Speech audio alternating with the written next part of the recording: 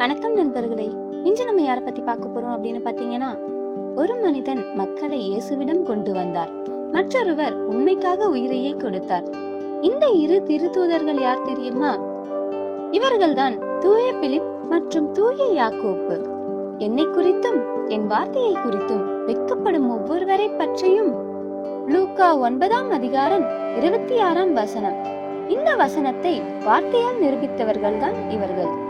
இயேசுவின் உயிர்ப்புக்கு பிறகு பிலிப் பிரிஜியாவிற்கு சென்று நற்செய்தியை அறிவித்தார்.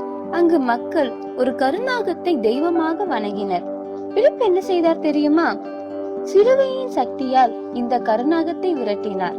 ஆனால் அந்த நாகம் விஷத்தை வீசி பலரை கொன்றது.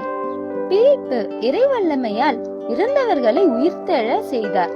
அதை கண்ட மக்கள் இயேசுவை நம்பினர். ஆனால் சிலர் இதை ஏற்கவில்லை. அவரை கல்லால் எறிந்து சிலுவையில் அறைந்து கொன்னார்கள். அவர் இறக்கும்போது கூட என்னை துன்புறுத்தியவர்களை மன்னியுங்கள் என்று ஜெபித்தார். பெத்சாய்தாவில் பிறந்தவர் இயேசுவால் நேரடியாக அழைக்கப்பட்ட முதல் சீடர்.